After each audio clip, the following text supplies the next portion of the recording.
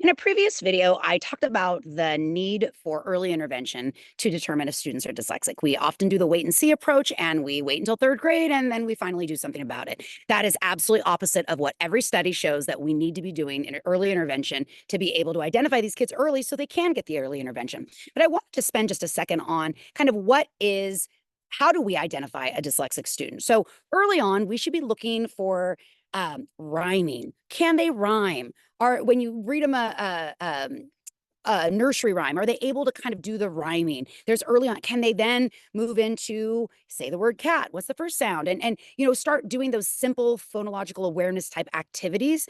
And we should be watching for those things to develop. And when we see that they're not developing, that is when we need to figure out what's going on. So part of what we do when we do a dyslexia evaluation is we start looking at first of all, we take a look at what is their cognitive level. So where are they, where do we expect them to be based on their cognition?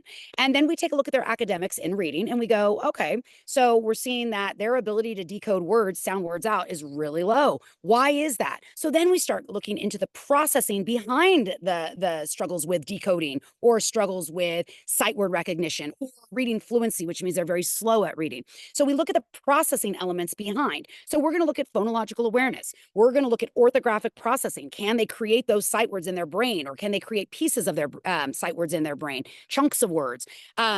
What's their spelling like? We're going to look at all of these different things, their auditory processing, their working memory, their short-term working memory. We're looking at all of these different pieces to be able to determine how those processing pieces are impacting their academic performance. And once we know that, we know how to intervene.